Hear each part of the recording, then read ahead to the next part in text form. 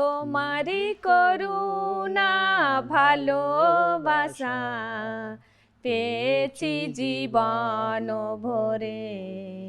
তোমারি করুণা ভালোবাসা পেয়েছি জীবন ভরে।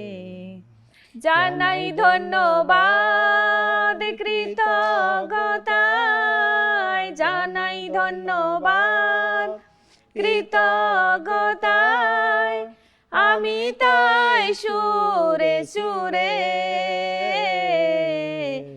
আমি তাই সুরে সুরে তোমারি করুণা ভালোবাসা পেয়েছি জীবন ভরে। ঘুরিয়া মরেছি আমি যখন একা, প্রভু তুমি হয়েছ পথের সখা। ঘুরিয়া মরেছি আমি যখন একা, প্রভু তুমি হয়েছ পথের সখা। জানাই ধন্যবাদ কৃতজ্ঞতায়, জানাই ধন্যবাদ কৃতজ্ঞতায়, আমি তাই সুরে সুরে, আমি তাই সুরে সুরে তোমারি করুণা ভালোবাসা পেয়েছি জীবন ভরে। ভালোবাসা দিয়েছ উজাড় করে, কিছুই তো রাখো নাই নিজের তরে। ভালোবাসা দিয়েছ উজাড় করে, কিছুই তো রাখো নাই নিজের তরে। জানাই ধন্যবাদ কৃতজ্ঞতায়, জানাই ধন্যবাদ কৃতজ্ঞতায়, আমি তাই সুরে সুরে, আমি তাই সুরে সুরে তোমারি করুণা ভালোবাসা পেয়েছি জীবন ভরে। যত আমি পেয়েছি অনুগ্রহ, তোমারি হাতের কাজ জানি তো সেও। যত আমি পেয়েছি অনুগ্রহ, তোমারি হাতের কাজ জানি তো সেও। জানাই ধন্যবাদ কৃতজ্ঞতায়, জানাই ধন্যবাদ কৃতজ্ঞতায়, আমি তাই সুরে সুরে, আমি তাই সুরে সুরে। জয় যিশু, হ্যাপি সাব্বাত। আজ সকালে আমি ঈশ্বরের বাক্য থেকে একটা বিষয় আপনাদের সঙ্গে শেয়ার করতে চাই। আর আমরা জানি যে ঈশ্বরের সঙ্গে আমরা যখন থাকি ঈশ্বর আমাদেরকে সাহায্য করেন। তো আজকের আমাকে এই সুযোগ দেওয়া হয়েছে যাতে আমি আজ ঈশ্বরের বাক্য আপনাদের সামনে বলতে পারি। আর বলার আগে আমরা ছোট প্রার্থনা করব, তারপরে আমরা ঈশ্বরের বাক্যতে যাব। আসুন আমরা প্রার্থনা করি। প্রেমময় পিতা, তোমার কাছে প্রার্থনা করি যে তুমি এই সময় আমাদেরকে দিয়েছো যে আমরা তোমার সাথে কথা বলি এবং তোমার বাক্য আমরা অন্যদের সঙ্গে শেয়ার করি। প্রভু তুমি সাথে থাকো এবং যতজন শুনবে এবং আমি বলবো প্রভু আমাদের সাথে থাকো, যেন আমরা বলতে পারি এবং যারা শুনবে তারা বুঝতে পারে। এই ছোট প্রার্থনা যিশু নামে চাই, আমেন। আসুন আমরা বাইবেল থেকে কয়েকটা বিষয় আমি আপনাদের সঙ্গে শেয়ার করতে চাই। ঈশ্বর আমাদেরকে সৃষ্টি করেছেন আর আমরা তার সৃষ্টির, তার স্বরূপের, তার মতো আমাদেরকে তিনি বানিয়ে তিনি আমাদেরকে এই জগতে পাঠিয়েছেন যেন আমরা তার সেবা করি। আর তার জন্য আমাদেরকে সর্বদা ঈশ্বরের সঙ্গে সংযুক্ত থাকতে হবে, ঈশ্বরের সাথে থাকতে হবে এবং ঈশ্বরকে ডাকতে হবে। তো আমার আজকের বিষয় যে ঈশ্বরকে অর্থাৎ প্রভুকে ডাকা, আর সেই বিষয় নিয়ে আমি কিছুক্ষণ আপনাদের সঙ্গে বাইবেল থেকে আমি বলতে চাই এবং কয়েকজন বাইবেলের যে লোক আছে তাদের বিষয় আমি বলতে চাই যে তারা কিভাবে ঈশ্বরকে ডেকেছিল এবং ঈশ্বর তাদেরকে উত্তর দিয়েছিল। আর আমরা প্রথমে যাব যিশায়া পুস্তক তার 58 অধ্যায় 9 থেকে 11 পদ। সেকেন্ডটায় যদি আমরা প্রথমে দেখি তো সেকেন্ডটা আমরা পাবো যে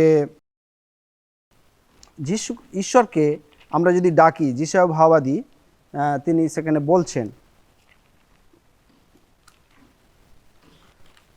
যিশায়া ভাওবাদী তার 58 অধ্যায় 9 থেকে 11, তৎকালে তুমি ডাকিবে ও সদাপ্রভু উত্তর দিবেন, তুমি আর্তনাদ করিবে ও তিনি কহিবেন, এই যে আমি।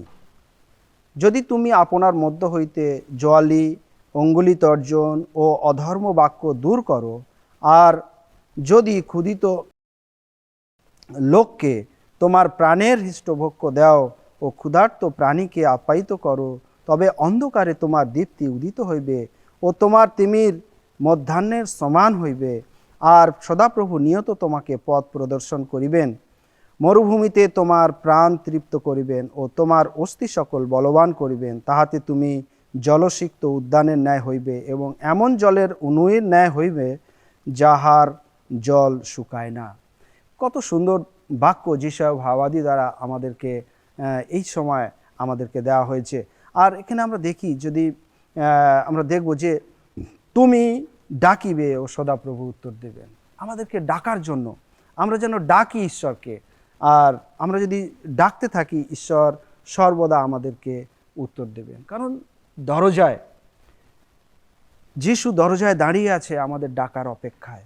আমরা যতক্ষণ না ডাকবো ততক্ষণ ঈশ্বর আমাদের ডাকের সাড়া দেবেন না, কারণ তিনি আমাদের ডাক শুনতে চান।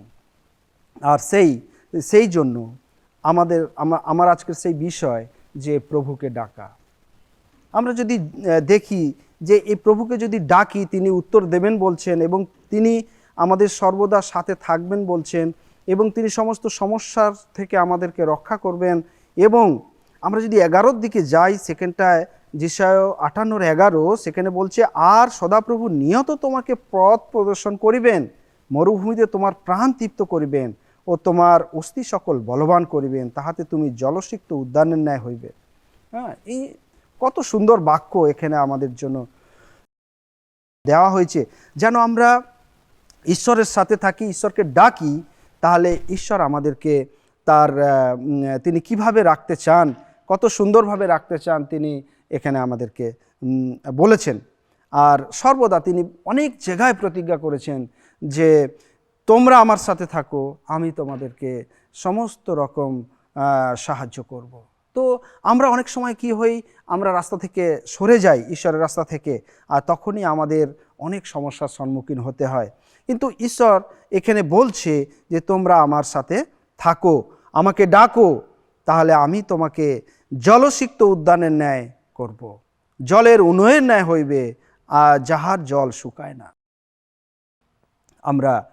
আমরা দেখি গীত সংগীতাতে এক জায়গায় আমাদেরকে তুলনা করা হয়েছে, প্রথম গীতে সেখানে বলছে তোমরা জলস্রোতের নদীর কিনারে যে গাছ, সেই গাছের মতো তোমাদের সদৃশ হবে, ঠিক সময়ে তোমাদের ফল আসবে, ফুল আসবে এবং সেই গাছের পাতা কখনো ঝরবে না। তো ঈশ্বর আমাদেরকে গাছের সঙ্গে তুলনা করেছে এবং জলের পাশের কিনারে যে গাছ থাকে সেই গাছের সাথে আমাদেরকে তুলনা করেছেন। কারণ ঈশ্বর আমাদেরকে ভালোবাসেন, তিনি সর্বদা আমাদেরকে ভালো রাখতে চান। আর এই জন্য আমাদের উচিত যেন আমরা ঈশ্বরকে ডাকি। আর আমরা এখন যাব মথিতে, মথিতে যাব, সেখানটা আমরা দেখব যে এক এক একটা গল্প আছে যেখানে আমরা পাই যিশু সেই শিষ্যদের সাথে মতি 8 অধ্যায়, মতি 8 অধ্যায় আমরা সেখানে দেখি যে যিশু সেই সেই তার শিষ্যদের সাথে এক স্থান থেকে অন্য স্থানে তিনি যাচ্ছিলেন। 24 থেকে আমরা যদি দেখি যে যিশু ঝড় থামান, তিনি শিষ্যদের সাথে তিনি যাচ্ছিলেন আর যিশু নৌকাতে ছিলেন। আর সেই সময় ঝড় উঠেছে, আর এমন ঝড় উঠেছে যে নৌকাতে জল ভরতে শুরু হয়েছে, তাদের নৌকা ডুবতে চলেছে। আর তারা কেউ জল ছিঁচছে, কেউ সেই পালকে ধরে রেখেছে, কেউ হাল মারছে। তাদের মনে ছিল না যে যিশু তাদের সাথে আছে। আর আমরা দেখি যে তারপরে কেউ একজন বলে, আরে যিশু তো আমাদের সাথে আছে, গুরু আমাদের সাথে আছে, যিশুকে উঠাও। আর যিশুকে যখন উঠিয়েছে, যিশু আমরা মারা পড়লাম, আমাদেরকে তুমি বাঁচাও। আর সেকেন্ডটায় আমরা দেখি যে যিশু উঠলেন আর সেখানে বলছে, হে অল্প বিশ্বাসীরা কেন ভীরু হও। আর তিনি উঠে বায়ুকে ও সমুদ্রকে ধমক দিলেন আর থেমে গেল। যদি শিষ্যরা যিশুকে না ডাকতো, যিশুর কথা ভুলেই যেত, হয়তো কিছু না কিছু হতে পারত। কিন্তু আমরা এখানে দেখি যখন যিশুকে ডাকলো, যিশু তাদেরকে রক্ষা করলেন, যিশু তাদেরকে বাঁচালেন, যিশু তাদেরকে স্বস্তি দিলেন যে হ্যাঁ, যিশু পারেন সমস্ত কিছু। সমস্ত ঝড় পর্যন্ত এবং সেই নদীর তুফান, তারাও যিশুর কথা শুনে। আর এখানে বলছে ইনি কেমন লোক।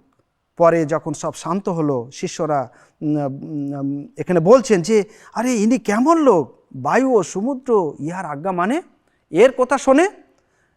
তো আমরা দেখি এখানে যিশু তিনি ঝড় থামালেন, যিশুকে ডাকলেন শিষ্যরা, আর যিশু তাদেরকে রক্ষা করলেন। আর এক জায়গায় মতি 14 অধ্যায় যদি আমরা যাই, সেখানে পিতর জলের উপর থেকে হেঁটে যাচ্ছেন। সেখানেও আমরা দেখি যে যখন যিশু জলের উপর থেকে যাচ্ছিলেন এবং এরা দেখলেন, ওরা প্রথমে শিষ্যরা মনে করলো যে ভূত বা কোনো প্রেত আত্মা বা কোনো একটা আত্মা জলের উপর থেকে যাচ্ছে, তারা ভয় পেয়েছিল। তো যিশু বলল, তোমরা ভয় পেও না, আমি। আর পিতর তখন বলেছিল, প্রভু তুমি যদি হও তাহলে আমাকে জলের উপরে আসতে আজ্ঞা দাও। আর বলে এসো। আর পিতর জলের উপর থেকে হাঁটা শুরু করলো।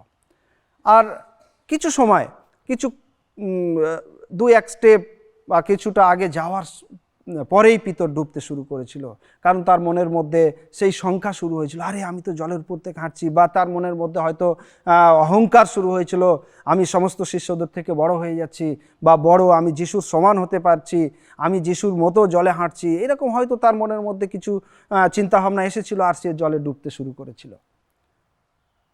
প্রভু বাঁচাও, প্রভু বাঁচাও বলে সে চিৎকার করতে লাগলো। আর তখন আমরা দেখি যিশু হাত বাড়িয়ে তাকে উঠালো, যিশুকে ডাকলো, আর যিশু তাকে জলে থেকে বাঁচালো। আমরা এখানে দেখি যে প্রভুকে যখন আমরা ডাকি, প্রভুকে যখন আমরা ডাকবো, অবশ্যই তার উত্তর পাবো। আমরা অনেক সময় দেখেছি যে প্রভুর কান এমন বন্ধ নয় যে সে শুনতে পায় না। আমাদের সমস্ত প্রার্থনা, আমাদের কাকুতি মিনতি যিশু শোনেন। ওটাই যিশু চান যে আমরা তার সন্তান, আমরা তাকে যেন সর্বদা ডাকতে থাকি, সর্বদা ডাকি আমরা তাকে।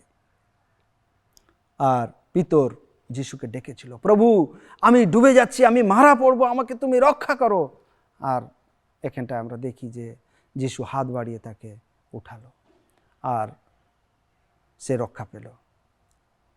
আর একটা জায়গায় আমরা লুকে যদি যাই, সেকেন্ডটা আমরা এক ভিখারির কথা আমরা দেখব। লুক তার 18 অধ্যায় 35 থেকে 43 পদ যদি আমরা দেখি, এক অন্ধ ভিখারির কথা আমরা দেখব যে এক জায়গায় সে সর্বদা বসে থাকতো আর ভিক্ষা করত। একদিন সে হঠাৎ দেখলো অনেক লোকের পায়ের আওয়াজ সে শুনতে পাচ্ছে। আর সে মনে করছে, আরে কি হচ্ছে আজকারে। আর তখন সে কারোকে জিজ্ঞাসা করলো, আচ্ছা কি এত লোক কোথায় যাওয়া আসা করছে? আরে যিশু যাচ্ছে এই রাস্তা দিয়ে। হ্যাঁ, তুমি জানো না, তুমি তো দেখতে পাও না, যিশুর যাচ্ছে বলে এত লোকের ভিড়। আর যখন সে যিশুর কথা শুনলো তখন সে চিল্লাতে লাগলো, প্রভু আমাকে আমাকে তুমি সুস্থ করো, প্রভু আমাকে আমার কাছে এসো, আমাকে তুমি দেখতে সাহায্য করো। আর চিল্লে চিল্লে যিশুকে ডাকতে লাগলো।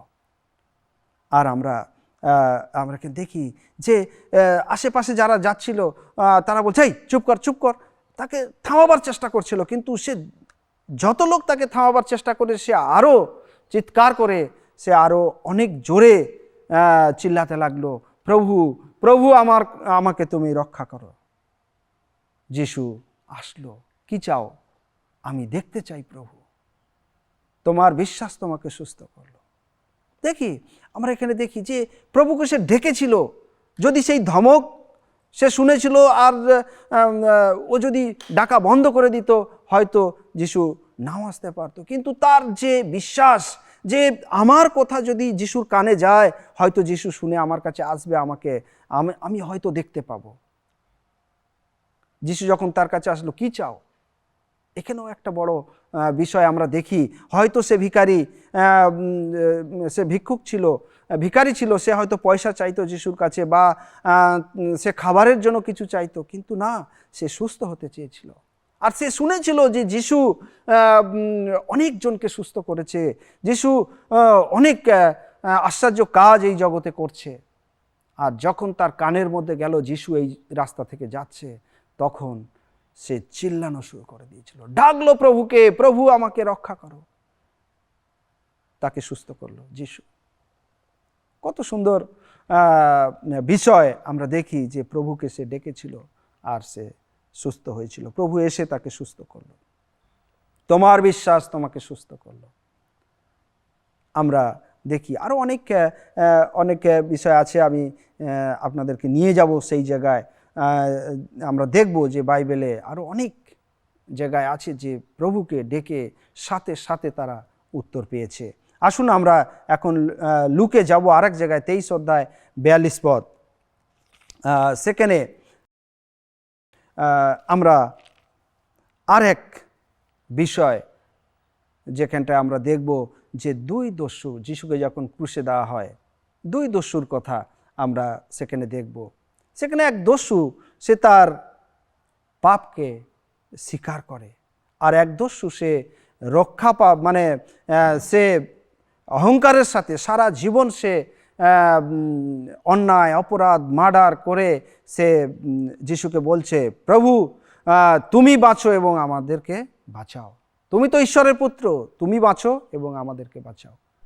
কিন্তু আর এক দস্যু সে নম্র এবং ভদ্র হয়ে সে বলছে যে আমরা তো সারা জীবন দোষ করেছি, আমরা সারা জীবন পাপ করেছি, কিন্তু এ তো কোনো পাপ করেনি, কিন্তু আমাদের সঙ্গে সে সাজা পাচ্ছে। তখন প্রভুকে বলছে, প্রভু তুমি যখন পরম দেশে যাবে আমাকে স্মরণ করো। জাস্ট এই কথাটা বলেছে, প্রভুকে সে বলেছে, ডেকেছে, প্রভু আমাকে তুমি স্মরণ করো যখন তুমি পরম দেশে যাবে। যিশু তাকে বলল, অদ্যই তুমি আমার সাথে পরম দেশে যাবে। তো এখানে আমরা দেখি সে প্রভুর কাছে নত হয়ে প্রভুর কাছে সে ক্ষমা চেয়েছে এবং তার সমস্ত পাপকে সে স্বীকার করেছে। আমরা সারা জীবন পাপ করেছি, কিন্তু এই ব্যক্তি কোনো পাপ করেনি। এইখানটায় আমরা দেখি যে সেই দস্যুর কথা, সেই দস্যু স্বর্গে, যখন যিশু দ্বিতীয় আগমন হবে সে অবশ্যই স্বর্গে যাবে, কারণ যিশু নিজে প্রতিজ্ঞা করেছে। প্রভুকে সে ডেকেছে, প্রভু আমার পাপকে তুমি ক্ষমা করো এবং তুমি যখন স্বর্গে যাবে আমাকে স্মরণ করো। প্রভু তাকে নেবে বলে প্রতিজ্ঞা করেছে। কত সুন্দর, সারা জীবন সে দস্যুগিরি করেছে, কিন্তু লাস্ট সময় সে কি করছে, তার পাপকে সে স্বীকার করেছে। আর এখানটায় আমরা দেখি যে সে যিশুর কাছে সে ক্ষমা পেয়েছে। আমরা যদি পুরানো নিয়মে যাই, সেখানে বিচার কর্তৃগণের 16 অধ্যায় 28 পদে সেখানে দেখব এক ব্যক্তির কথা, সিমসনের কথা আমরা পাই সেখানে। আর আমরা দেখি এই ব্যক্তিকে যখন সে যখন জন্ম হয় তার পিতামাতাকে বলা হয়েছিল যেন তার মাথার চুল যেন কাটা না হয় এবং তাকে অন্য জাতির সাথে, পরজাতির সাথে তাকে বিয়ে না দেওয়া হয়। তো আমরা এখানে দেখব, আমরা অত বড় গল্পেতে যাব না, কিন্তু এই সিমসনের গল্প আমরা সবাই জানি। কিন্তু আমি এখানে একটা বিষয় বলতে চাই, সে প্রভুকে ডেকেছিল লাস্ট সময়, যখন সে একদম শেষ, যখন সে বন্দী হয়ে গেছিল, পরজাতির কাছে বন্দী হয়ে গেছিল, তাকে সেই পিলারের মধ্যে তাকে বেঁধে রাখা হয়েছিল, আর তাকে হাসি ঠাট্টা বিদ্রূপ করতে লাগলো। এখন তোমার শক্তি কোথায়? এখন তোমার প্রভু কোথায়? তোমার ঈশ্বর কোথায়? তোমাকে কে রক্ষা করবে? এইসব বলে অনেক রকম হাসি ঠাট্টা বিদ্রূপ তাকে করছিল। কিন্তু তার স্ত্রীর দ্বারা তার যে শক্তি, তার মাথার চুল কেটে নেওয়া হয়েছিল, আর তারপরে তার শক্তি চলে গেছে। আর তাকে সেই পিলারের সাথে বেঁধে, একটা বড় পিলারের গ্যালারির মতো একটা ঘর, সেই ঘরের উপরে সমস্ত মানুষ তাকে মিডিলে বেঁধে আর বিদ্রূপ করতে লাগলো। তারা আনন্দ ফুর্তি করতে লাগলো, তারা ঈশ্বরকে নিন্দা করতে লাগলো এবং সিমসনকেও বলতে লাগলো তোমার শক্তি কোথায়। অনেক রকম তাকে বিদ্রূপ করতে লাগলো। সিমসন তার জীবনের সমস্ত কথা সে মনে করতে লাগলো, আমি ঈশ্বরের পথ থেকে কতটা দূরে সরে গেছিলাম। ঈশ্বর আমাকে কত শক্তি দিয়েছিল, ঈশ্বর আমাকে অনেক আশীর্বাদ করেছিল, কিন্তু আমি সেই সমস্ত কিছু ভুলে গিয়ে আমি অন্য রাস্তায় চলে গেছিলাম। এই সমস্ত কিছু সে চিন্তা করছে আর মনে করছে, আমি আরেকবার প্রভুকে ডাকবো, আরেকবার ঈশ্বরকে ডাকবো, দেখবো ঈশ্বর আমার কথা, আমাকে যদি দয়া করে। প্রভু, আমাকে তুমি আরেকটি বার শক্তি দাও, আরেকটি বার শক্তি দাও প্রভু, যে শক্তি তুমি আমাকে জন্ম থেকে দিয়েছিলে, তুমি আরেকটি বার শক্তি দাও। আর আমরা দেখি ঈশ্বর তাকে আরেকটি বার শক্তি দিয়েছিল। সেই পিলার, অত বড় ঘরের একটা পিলারকে সে ভেঙে দুমড়ে মুচড়ে শেষ করে দিয়েছিল, এবং যত লোক সেই ঘরেতে ছিল সবাই চাপা পড়ে ওখানে মারা গেছিল। আমরা দেখি যে সে প্রভুকে ডেকেছিল যে প্রভু, তুমি আমাকে আরেকটি বার শক্তি দাও, আরেকটি বার শক্তি দাও প্রভু। ঈশ্বর তাকে সেই শক্তি আবার ফিরিয়ে দিয়েছিল, আর সে সেই শক্তিকে দেখিয়েছিল। ঈশ্বরকে যারা বিদ্রূপ করেছিল, ঈশ্বরকে নিন্দা করছিল, তাদেরকে সেখানে শেষ করে দিয়েছিল। প্রভুকে ডাকার, নিজে থেকে আমাদেরকে সেই অনুভূতি আমাদের আসতে হবে যে প্রভুকে আমাদের ডাকতে হবে সর্বদা। আমরা দেখি যে এখানে ঈশ্বর বলছেন যে তোমরা যদি ঈশ্বরে আমার আজ্ঞা পালন করো, বিশ্রাম দিন লঙ্ঘন না করো, তাহলে আমি তোমাদেরকে উচ্চস্থলী দিয়ে, পৃথিবীর উচ্চস্থলী দিয়ে, এবং তোমাদেরকে আমি অনেক ভালো করে রাখতে চাই, যাকবের অধিকার ভোগ করাইব, কারণ সদাপ্রভুমুখী হও। ঈশ্বর প্রতিজ্ঞা করেছেন আমাদেরকে, ঈশ্বর সর্বদা আমাদেরকে তিনি প্রতিজ্ঞা করেছেন। আমরা তখনই ডাকতে পারবো যখন আমি আমার বাবার সন্তান যদি হয়ে থাকি, বাবাকে আমি যখন ডাকবো, বাবা অবশ্যই আমার ডাক শুনবেন। তো যদি আমরা সেই বাবার আদেশ পালন করি, তো অবশ্যই বাবা আমাকে ভালোবাসবে এবং তিনি আমাকে সমস্ত কিছু দিয়ে পরিপূর্ণ করবেন। এইরকম ঈশ্বরও চান যেন আমরাও সমস্ত কিছু পাই, এবং তিনি দিতে চান যদি আমরা তার বাক্য পালন করি, বিশ্রাম দিন লঙ্ঘন না করি, এবং তার যে যা কিছু প্রতিজ্ঞা তিনি আমাদের করেছেন সমস্ত কিছু দিতে চান। গীত সংহিতায় আমরা পাই 34 পদে বলছে, ঈশ্বর ভগ্ন হৃদয়দের কাছে ডাকেন। তিনি ভগ্ন হৃদয়, তিনি নম্র চিত্তদেরকে কাছে ডাকতে চান। নম্র চিত্ত হয়ে, যেমন সেই দস্যু, সে বলেছিল, প্রভু তুমি যখন পরম দেশে যাবে আমাকে তুমি স্মরণ করো। ঠিক আমরা দেখি যে এইরকম ভগ্ন চিত্ত, সাধু দাউদ আমাদেরকে বলছে, ভগ্ন চিত্ত অন্তঃকরণদেরকে প্রভু কাছে ডাকেন। আমরা লাস্ট পদে আমরা যাব, সেখানটায় দেখে আজকের আমরা শেষ করব। এখানে যাত্রা পুস্তকে আমরা যাব, আর যাত্রা পুস্তক দেখে আমরা এখানটায় আমরা শেষ করব। যাত্রা পুস্তক 23 অধ্যায়, আমরা যদি কারো কাছে কেউ যদি বাইবেল দেখতে চান, সেখানটায় আছে 23 অধ্যায় 25 পদ। সেখানে বলছে যে তোমরা আপনাদের ঈশ্বর সদাপ্রভু সেবা করিও, তাহাতে তিনি তোমার অন্ন জলে আশীর্বাদ করিবেন এবং আমি তোমার মধ্য হইতে রোগ দূর করিব। কত সুন্দর প্রতিজ্ঞা ঈশ্বর এখানে করছেন। আর যখন আমরা সেই প্রতিজ্ঞা আমাদের ঈশ্বর আমাদেরকে যেটা আমাদের কাছ থেকে চান সেইটা যদি আমরা পুরা সম্পূর্ণ করি, তো ঈশ্বরের যে প্রতিজ্ঞা সেও আমাদের জন্য পুরা করবে। আর এটা আমরা জানি, কারণ তিনি প্রতিজ্ঞা করেছেন।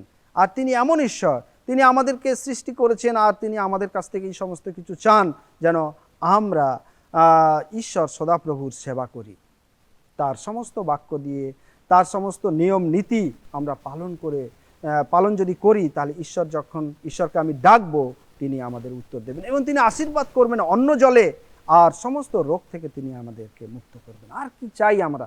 এটাই আমাদের দরকার। ঈশ্বর আজ এই ছোট বাক্যের প্রতি আশীর্বাদ করুন, আমাদের সবাইকে আশীর্বাদ করুন, যেন আমরা ঈশ্বরকে ডাকি, তিনি উত্তর দেওয়ার জন্য প্রস্তুত হয়ে আছেন। এই ছোট বাক্যের প্রতি আশীর্বাদ করুন, আমাদের সবাইকে আশীর্বাদে পরিপূর্ণ করুন। আসুন আমরা প্রার্থনা করি। প্রেমময় পিতা, তোমার মহানামে ধন্যবাদ করি যে তুমি তোমার বাক্য আজ আমার দ্বারা বলতে সাহায্য করেছো। প্রভু, তুমি আশীর্বাদ করো যেন তোমার বাক্য দ্বারা আমরা আরও কিছু শিখে আরও অন্যকে আমরা বলতে পারি, আর তোমার বাক্যতে আমরা চলতে পারি, তোমাকে ডাকতে পারি। প্রভু, সেই মতো তুমি আশীর্বাদ করো। এই ছোট প্রার্থনা যিশু নামে চাই, আমেন। ফের সবাইকে জয় যিশু, হ্যাপি সাব্বাত।